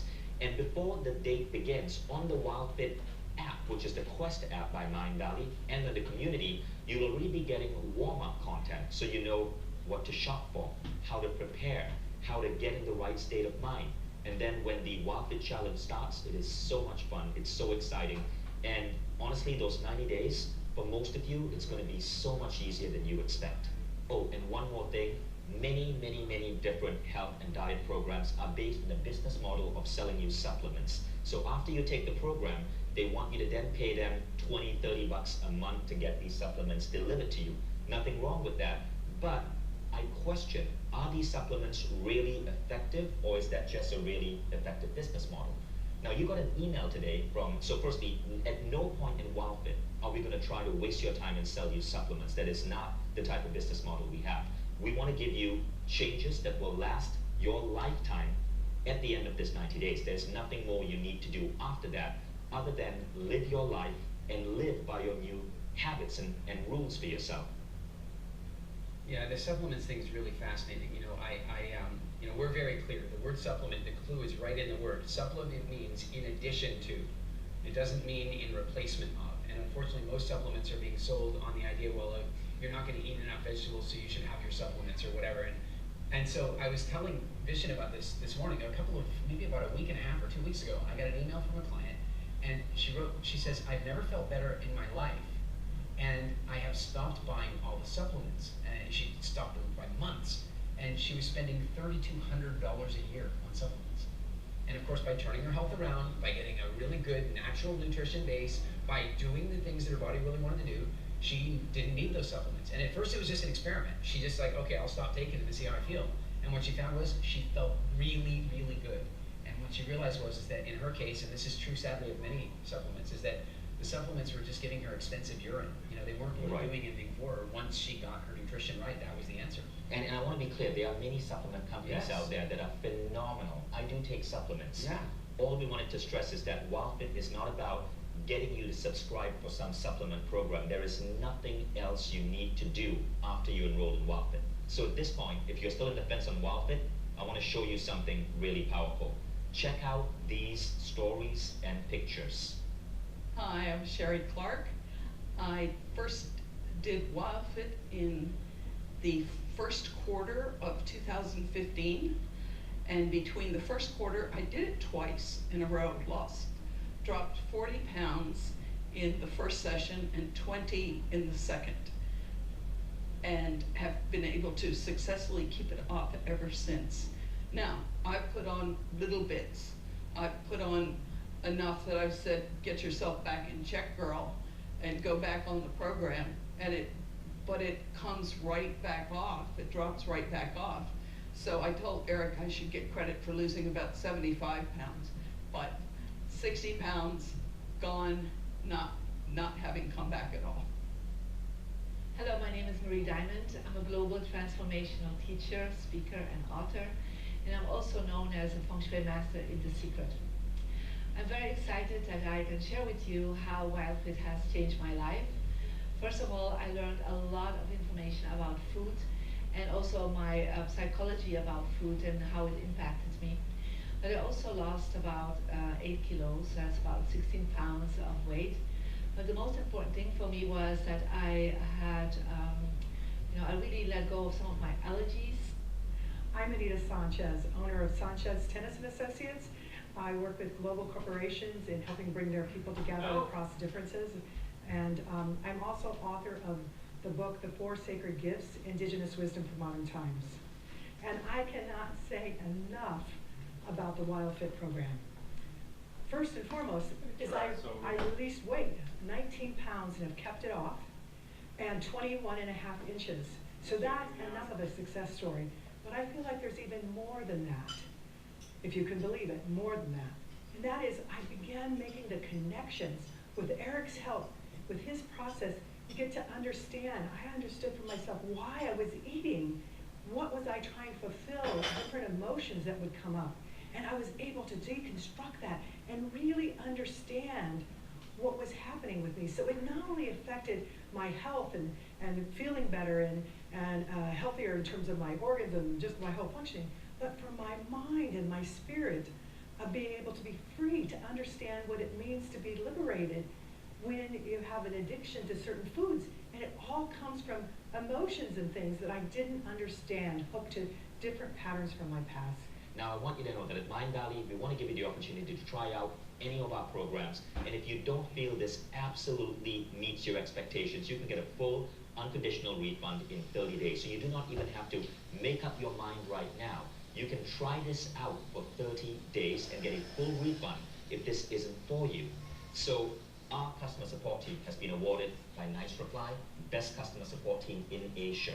It is, we are known as a role model company for customer support. One email to support@mindvalley.com, instant refund. But I do want to stress that in that 30 days, don't look at weight loss as the measure, because the weight loss will come pretty much week 8 or week 9 for the vast majority of people. For me, it was week 9, because that's when the engine switches. But what you want to look at in that first 30 days, if you're trying this out, is Eric's style of teaching, the value of the community, the quality of what we've put together. You know, that's for you to check out. But don't go into this expecting weight loss in 30 days. It happens in week 8 or week 9. But still, your purchase, your investment in WildFit, like any other Mindvalley program, is totally protected. And if I can add a couple of thoughts, I think that sometimes people feel like they're kind of done with diets or done with trying to make a change because they've lost faith. And I want to just point out a couple of things. What I hear a lot from people, because I've been kind of a food crank for a long time, like since I was in my early 20s. And so I went through different phases of this where I was very strict about every single thing. And then I became more mellow and I did more research. But the thing that continues to happen today is that I have friends or people I meet, and they see me when I'm out in public, and they say, but Eric, come on, I mean, you're taking this all very seriously. Why not everything in moderation? I mean, I don't know if you have that expression where you're from. It's a you know, I hear a lot in Canada, Britain, America, maybe you have it where you are, but there's this expression, everything in moderation. And all I want to suggest to you is that everything in moderation includes your health.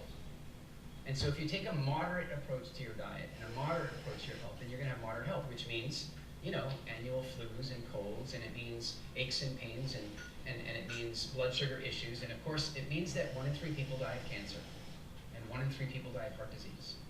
It means bad things. And so this is not about extremeness. It's not about that at all. What I'm saying is that if there is any extremeness, it's not extremeness about, you know, your overall diet. It's extremeness about making sure you get the stuff you need, right? Not dealing with that in moderation. It's like saying, okay, I'm going to be flexible in my life, but there are core things my body needs, and I'm going to get them. And so everything in moderation means your health. That means we're not moderate about that. But it also means we're not extreme. I mean, here we are, we're talking, Vishen's talking about drinking wine from time to time. I happen to not drink wine. That had nothing to do with WildFit. I stopped that 20 years ago for other reasons. The point here is that let's help people get their nutrition on track. Let's help them get their relationship with food balanced again.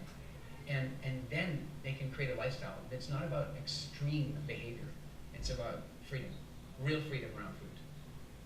So the important thing, guys, is ask yourself this: what will losing maybe anywhere from 5 to 20 kilograms do for your life? As you can see, it's not just about feeling and looking better. I calculated how much I lost around 4 kilograms, how much my 4 kilograms looked, and it was the weight of my backpack. So I'm walking around now without that backpack on my back, and it changes things. So for example, many of you who read my book know that I talk about how I do push-ups every morning, right? And for 10 years, I could get to 50, maybe 55 push-ups. I was not able to go beyond 55. In the middle of WildFit, I hit 64, a new push-up record. Why? Because I was carrying almost a backpack-sized load of fat on my body without knowing it.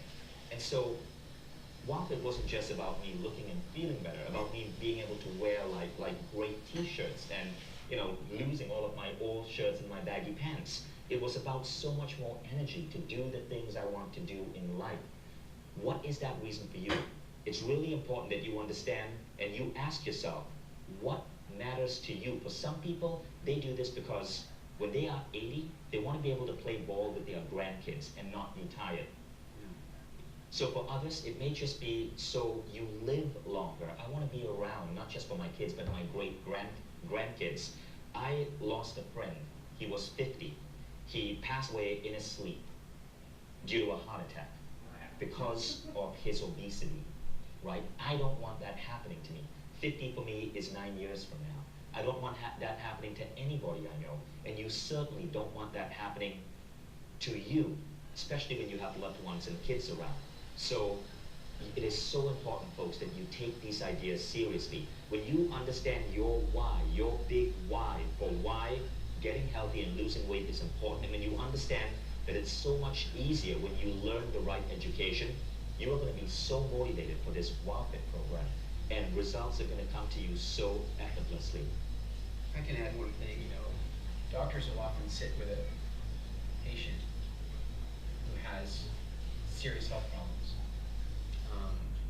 You know, with something like cancer, they may say, well, you know, you have a 30% chance of survival, and you're not going to make it past 5 years. And with severe chest congestion, they might say something different. They might say, well, we don't know when it's going to happen. It could happen in 10 minutes, or it could happen in 10 years. But people are having these conversations with their doctors on a absolutely regular basis. And in essence, what's happening is the doctor is saying, you need to make a change right now, or you're going to die. And the challenge is that the vast majority of people who have that conversation with their doctor, they don't make that change. And they die. The reason that they don't make that change and then die is because they didn't have a community around them to support the change. They didn't have a structure to support the change. And frankly, they were probably confused about food anyway because of the way the food marketing industry entirely works.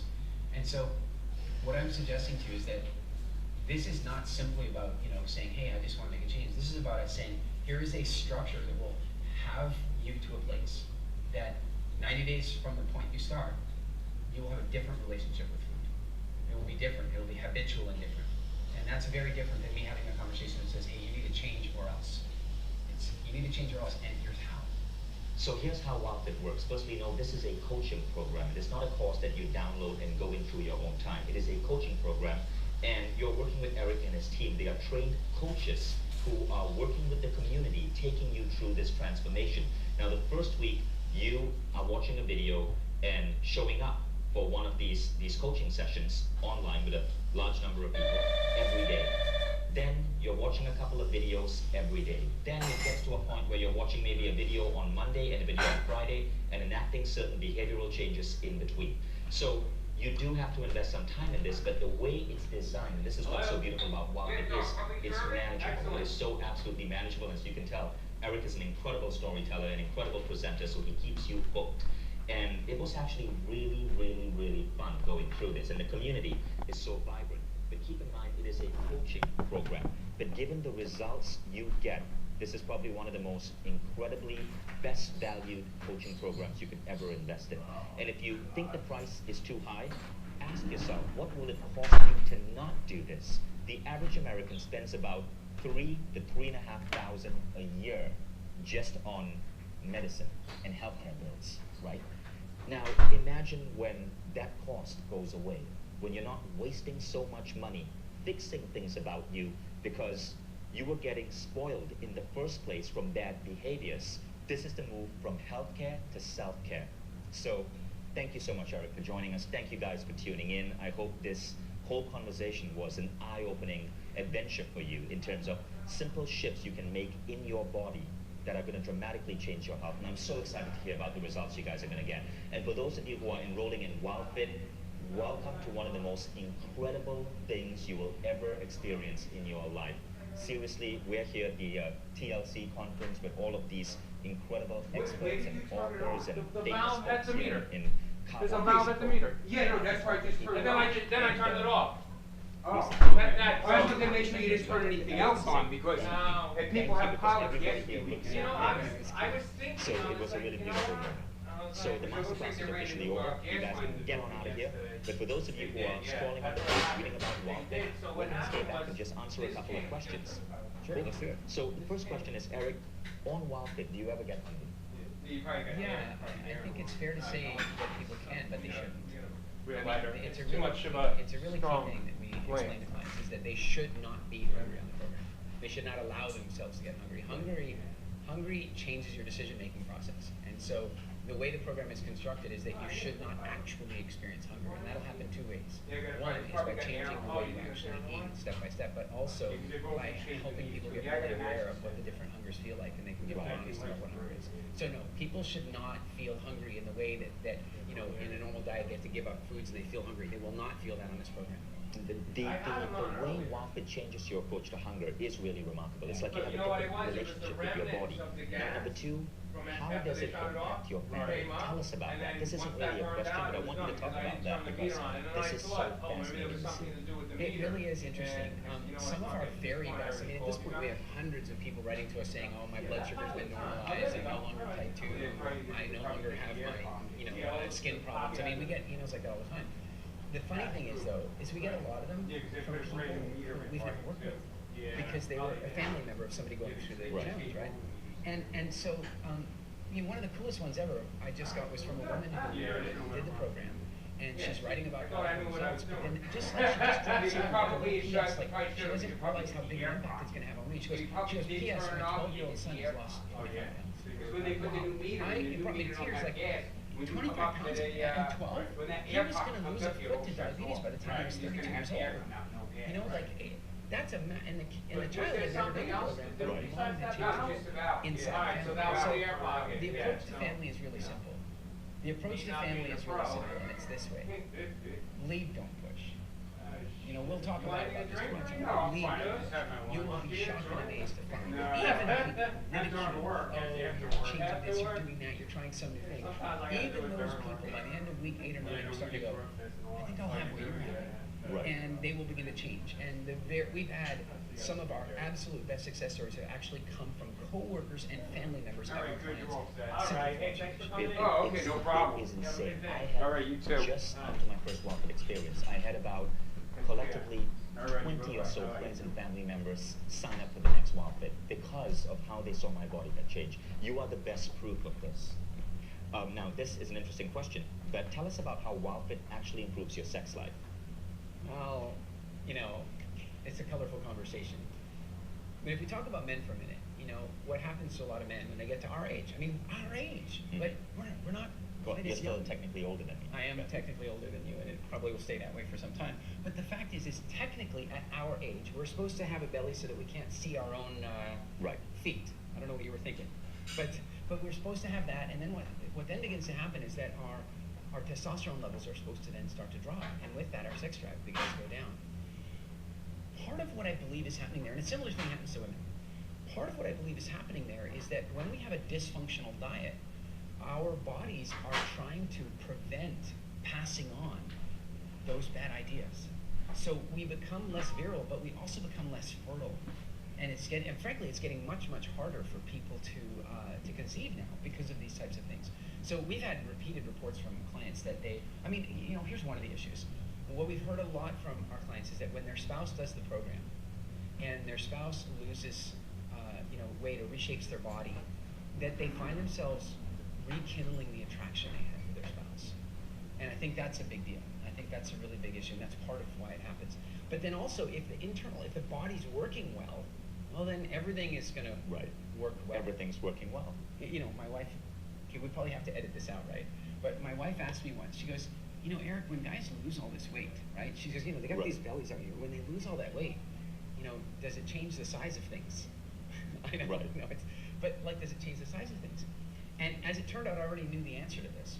And the answer is that when men gain weight and their abdomen starts to come out, let's be really clear. A fairly good portion of the penis is inside the body, right? To gain leverage. I know, it's getting a bit graphic, but what happens is that when a man starts to gain weight, excuse the graphic thing, but as he starts gaining weight, he gets bigger and bigger in the belly, and he gets smaller and smaller, otherwise. And so I'm telling her all about this. You've really done the finger. You can say the word penis. Just say penis. You just did this with your finger. I know. But I'm telling my wife this, and she's going, oh my God, you have to put that, we have to run ads everywhere. People will buy that like crazy. And I'm like, no, we're not putting that in the advertising. But then what was really funny is I just had told her about this, and we were having a bunch of friends to come visit us at our place in the Caribbean, and a bunch of our friends are coming over, and one of our friends is a really big, muscle-bound Nigerian guy. Like he's one of the biggest, toughest, strongest guys.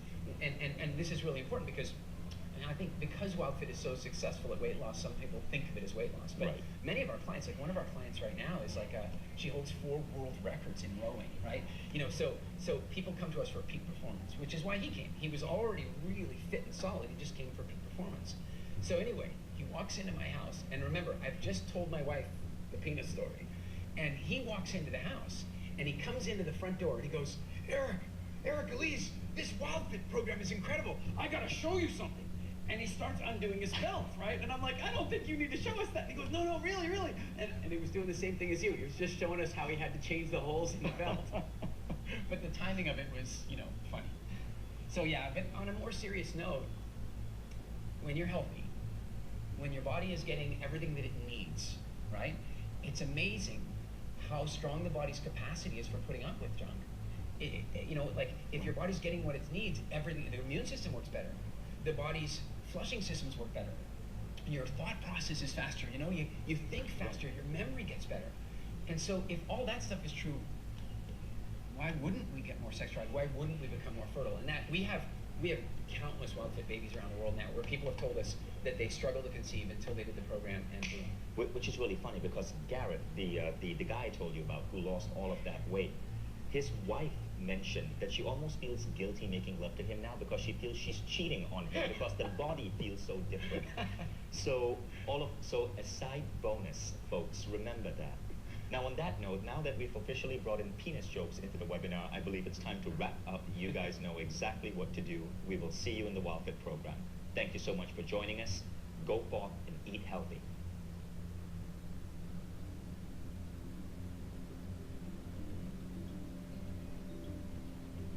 I just scrolled down the page. If you want to add it to your cart, it's $895, or 3 payments of 3 installments of $349 each, for a total of $1,047. That's the total with the finance charge. And you can use a major credit card or PayPal. So there you have it.